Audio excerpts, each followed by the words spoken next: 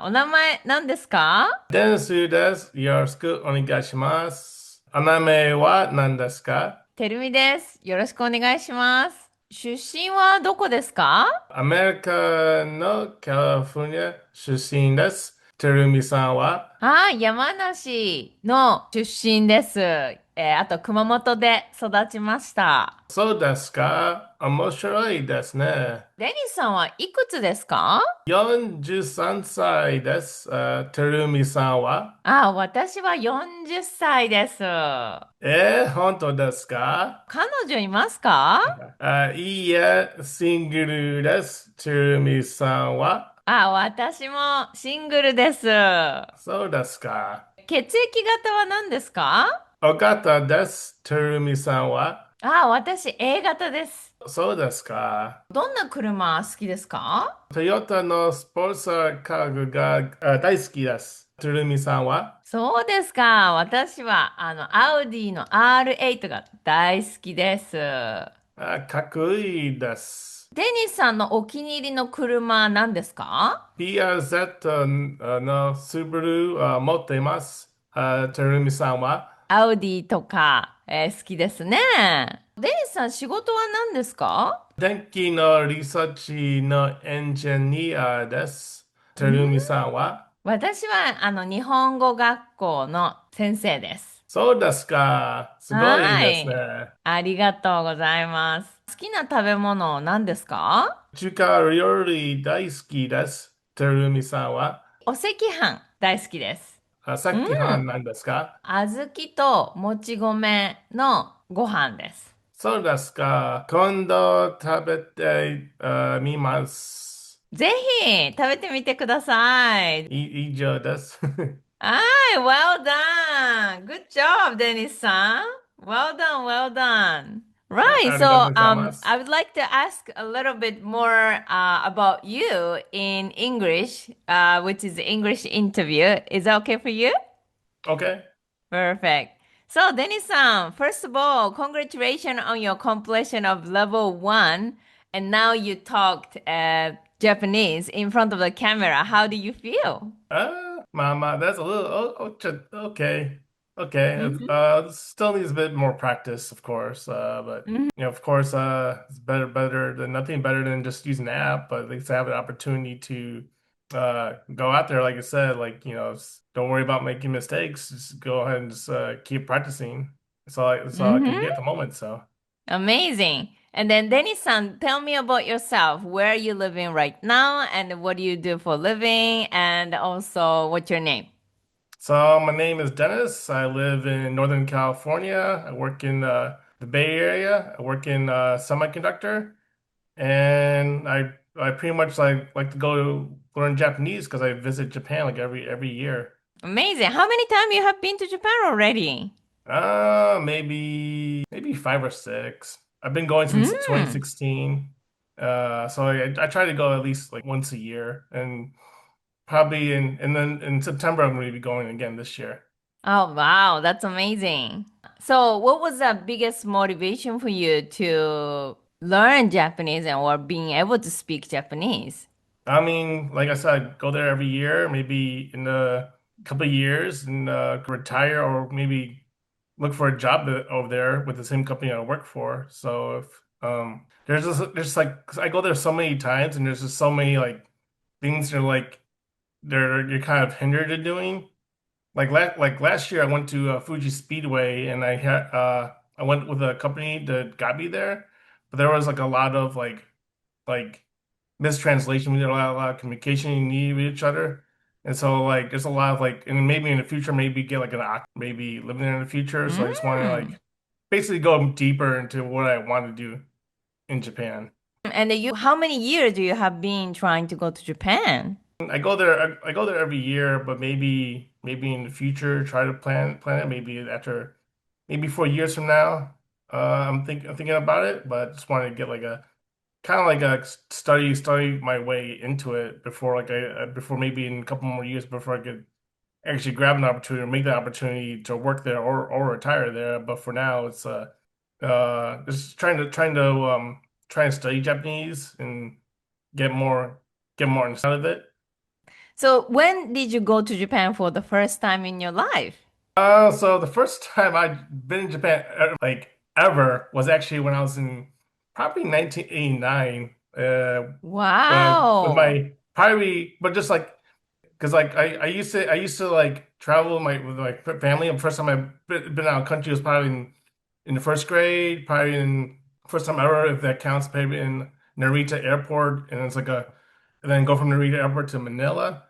But my first time by myself as a tourist is probably 2016. But before that, it was like there's always like a layover in Japan, and I go to the Philippines.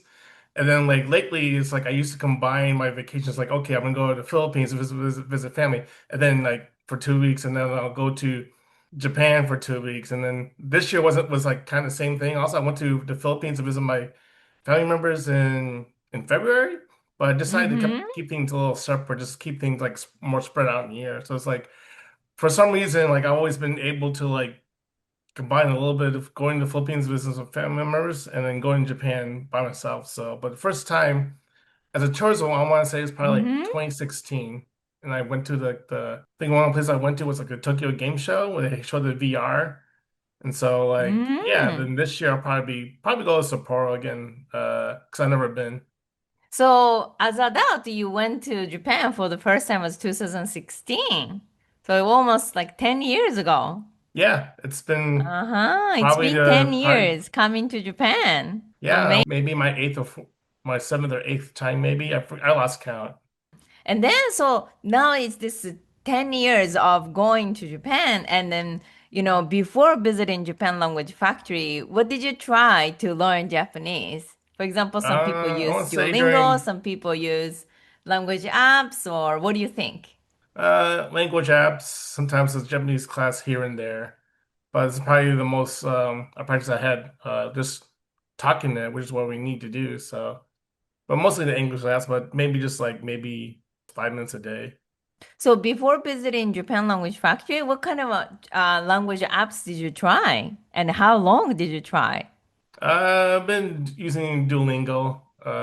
That's the most popular one, and then that's about it for that for language learning. Maybe flashcards here and there. I'm in Japan myself. I mostly use Google Translate for everything. So, I see, I see. So it's been 10 years you're going to Japan, but the for the Duolingo study, how long did you try before? I want to say since 2021, I've been doing Mm. that. And then what do you think? Being able to speak fluently or confidently, what do you think about the Duolingo? What did you learn or what you couldn't learn? I mean, Duolingo is mostly good for vocabulary.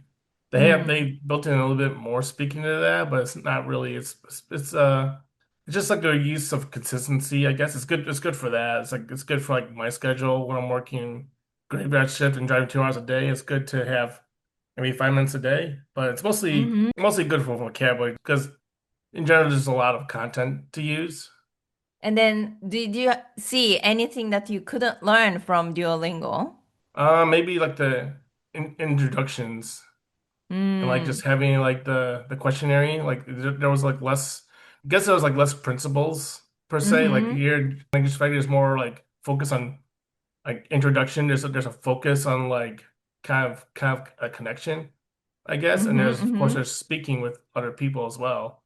So there's like the principles that we had before. I forgot what they were again, but Mm-hmm. it's like an intro and like it's like there's no feedback with Duolingo, so at least you'll definitely get some feedback with the Japan Language Factory because it's real people.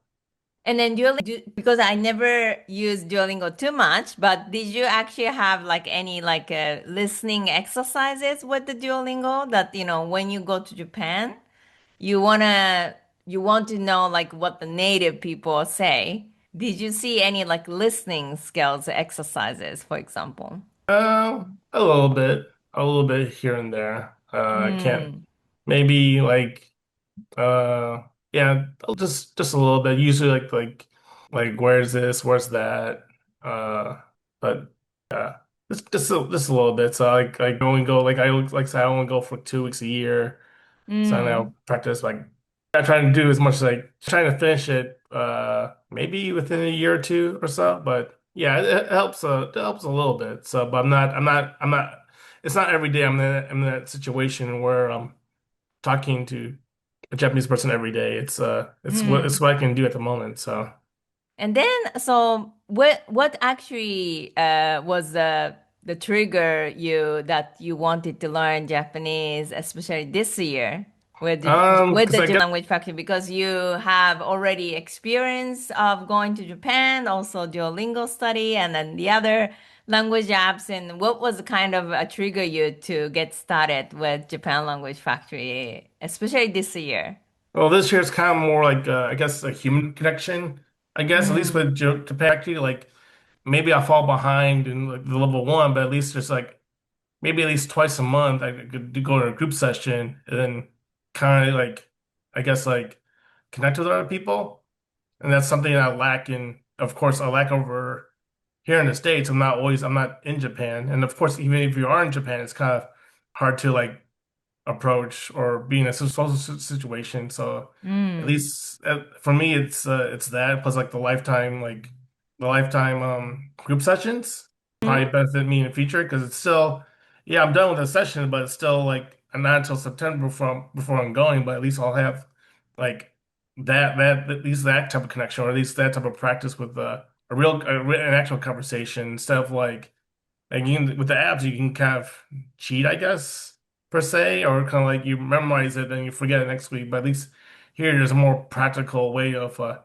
practicing with people, and then you can see other people's progress. So I guess it could like motivate you, more motivate me into doing better. I've seen that with other people. So and other people are in Japan. I'm not in Japan, but I go every year. So Mm. that's for me. It's at least that like at least have an opportunity to practice, even if it's like once twice a month. Though it's better than not having it, I guess.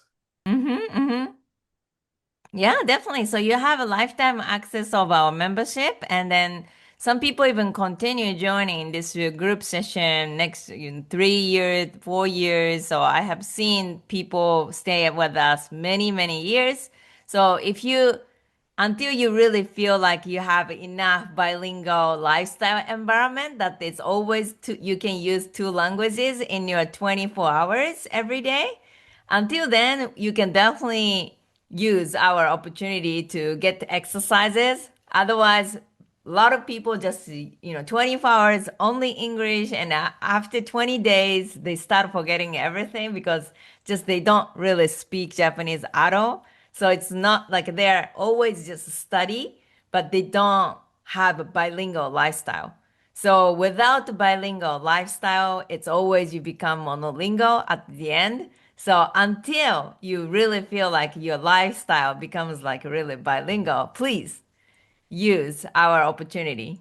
Yeah, it's Yeah. really the benefit for me to join Japan Language Factory is having that opportunity to have a more of a bilingual lifestyle. The States is everyone speaks English, so it's like I've had maybe I can remember like last month like I had one situation where like oh there's a Japanese guy in a random club just speaking Japanese though, but we're not there to speak Japanese. We're here to like do like to race cars, not to practice. So it's kind of like, should I have done that though? But but even then, that's a very rare situation in my where I'm living right now. So this gives an opportunity to at least be able to do practice consistently.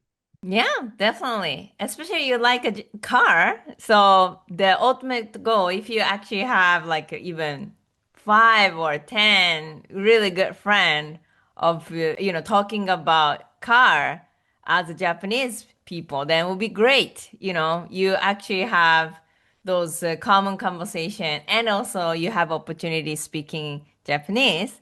So that would be the ultimate goal for you. I think so. Amazing. So until you go to Japan next time in September, you still have like couple of months. So please keep joining our group I session. will. Yeah, amazing. I'm waiting for you. I'll join. Probably is it next week I think or sometime in the future, very near future I'll join. Yeah, definitely. All right. So well done, Dennis-san. And then I will Have see you to. soon, very, very much soon at the group Yes, session. I will. I'll Yeah, be there. amazing. Well done. Thank you.